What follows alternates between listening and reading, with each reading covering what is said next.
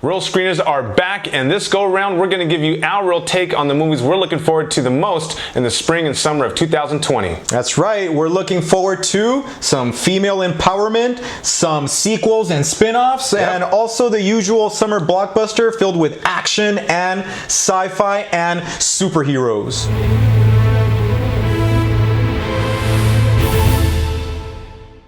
So before we get things started, we want to let you guys know that our list is going to be in chronological order starting in March. And again, as a reminder, we're looking at the spring and the summer. That's right. And to kick off our list, we're going to start with Disney Pixar's Onward. Onward. Pixar and Disney never disappoints.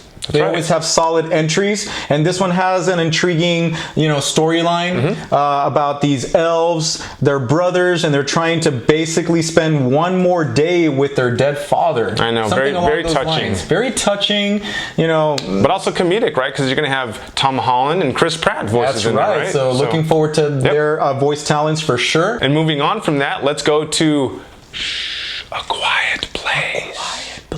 John Krasinski is back. Is he really? Well, he's directing the movie for one thing. Oh, I thought you meant as an actor. I was like, well, that's a surprise to me. Well, in the trailer, it's all spoiler. He is in the trailer though. So what I'm thinking is that based on the trailer, flashback maybe. They're going to have some flashback scenes, and then of course the continuation of the story, focusing more on Emily Blunt and her kids, and walking off the path. So some exciting stuff there. Although this movie seems a lot louder than the first one. Like, in the trailer you see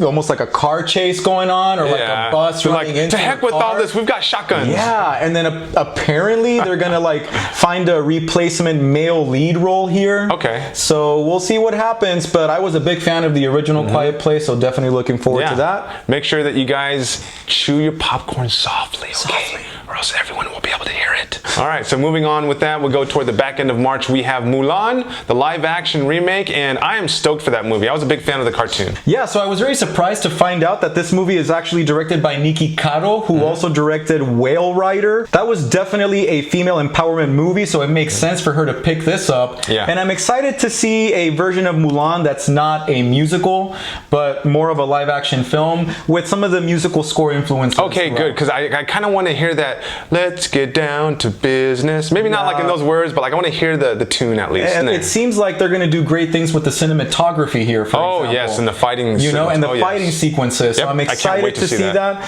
So definitely Mulan. All right. Now it's time for April's Offering, and we'll start off with The New Mutants, a movie that's been long delayed. It's a spin-off of the X-Men series from Fox. So you were mentioning that you had some mixed feelings about it because it is a Fox movie. Well, I mean, just my gut feeling from watching the trailer tells me that this could potentially go into crappy X-Men territory. I hope it's not like the horror version of Dark Phoenix, for example. Yeesh. I just really hope that this movie doesn't go into that.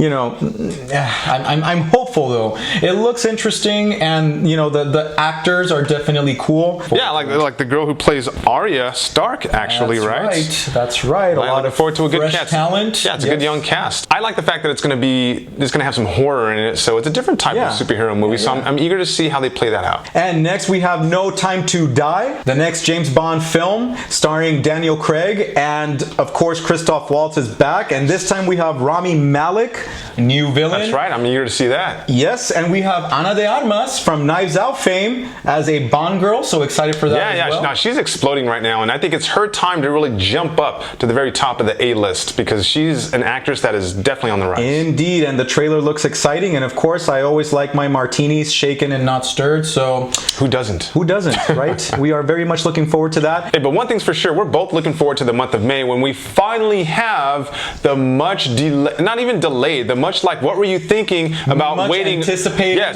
10 years for this movie to come. It's about time. Black Widow. Yes, the origin story of Black Widow with Scarlett Johansson. And Florence Pugh. And David Harbour. Who is nominated for an Academy Award for Little Women. Florence Pugh from Midsommar fame. I'm excited to see see her in this movie. Well, I'm not David so sold. Harbour. Yeah, I'm not so sold on her Russian accent, but we'll see. We'll give her a shot. I mean, we only got a little glimpse, but let's see what happens, But needless to say, like in any Marvel movie, this has some really cool, seems to have some really cool action set pieces and some great special effects, and of course, that'll never fail. And moving on to the month of June, we have, drum roll, our next DC film, Wonder Woman 1984 with Gal Gadot, and somehow Chris Pine is back, which Right. we're going to find out how that's possible. Hollywood. Yeah, how does that happen? Well, I thought they had good chemistry in the original, so I'm looking forward to that. And I'm really excited about the fact that this movie is set in the 80s. Yes, power decade. The wonderful 80s. The trailer has some good music. Yeah. It seems like they get the feel, the vibes, the everything just right from the 80s. So looking forward to what this movie is all about. Kristen Wiig is in this, and I think she plays a villain. Cheetah. Yeah. Oh, yeah. Yeah. I'm curious to see how that's going to be, how they're going to dress her up. I hope they don't overdo it because it looked too comic booky. Yes. But also looking forward to Pedro Pascal, the guy who plays the Mandalorian. And I'm just happy that this movie takes on a different, entirely different feel to it from the original. It seems like a little more upbeat, Yes. Yeah. But most importantly, Top Gun Maverick. I know some people are like, why are they making another Top Gun? But hey, I grew up with Top Gun. Hey, if we're gonna make another Terminator, we might as well make a Top Gun. Right? Exactly. But hey, I know some. If you look at the trailer, my Air Force buddy John, he's like, some of that stuff, it's not real. But I'm like, well, duh, it's Hollywood, But whatever. Exactly. It's Tom Cruise. It's Maverick. Yes. It's Jennifer Connelly. Yes, and these are veteran actors, and Top Gun was such a cultural phenomenon. Dude, who doesn't like Top Gun? What a movie that is so loved. I just haven't seen it in a while, so I need to revisit it, and I definitely will before watching the sequel. But it seems like it's going to be an awesome film. Yeah, I mean, he's now the mentor. He's taking charge of some graduates from Top Gun. He's going to run into Goose's son. So I'm really just eager to see how that drama really plays out. And now moving on to the month of July, we have Ghostbusters Afterlife. Who are you going to call? Paul Rudd and that kid from Stranger Things. Finn Wolfhard. Finn Wolfhard, yes. Stranger Things, there you go. So they're keeping this a mystery, right? Like, how is the original cast going to be back? Like, I'm not quite sure, but they keep saying that Bill Murray and Dan Aykroyd and all of them are going to be back. It's because the kids are going to capture their ghosts. Maybe. I don't know. But yeah, I like the fact that this feels like it's going to be like very much an 80s nostalgia film. Yes. In the vein of those coming of age, stories like The Goonies. Everyone loves those. Everyone loves those. We love them. We grew up with it. So definitely looking forward to some spooky comedy with Ghostbusters. I'm sure that when I hear the sirens from Echo 1, I'm going to get chills all over. Absolutely. Echo 1. And so now we move on to Christopher Nolan's Tenet.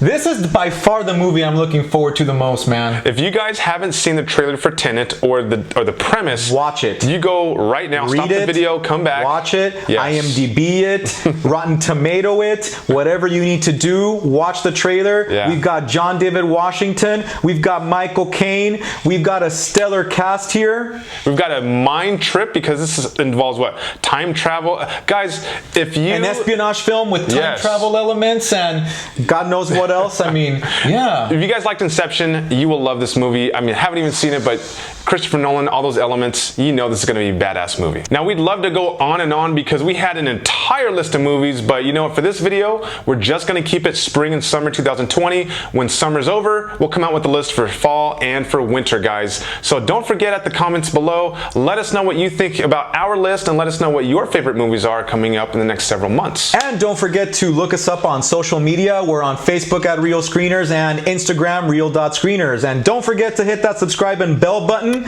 so you can check out some more real takes on movies. This go round, we're going to give our real take on the best, on our favorite, no, we're going to give, on this go round, we're going to give our real take, we're going to, okay, so here we go. We're back around again. We're looking forward to you like your stuff shaken, not stirred, right? Obviously. Always.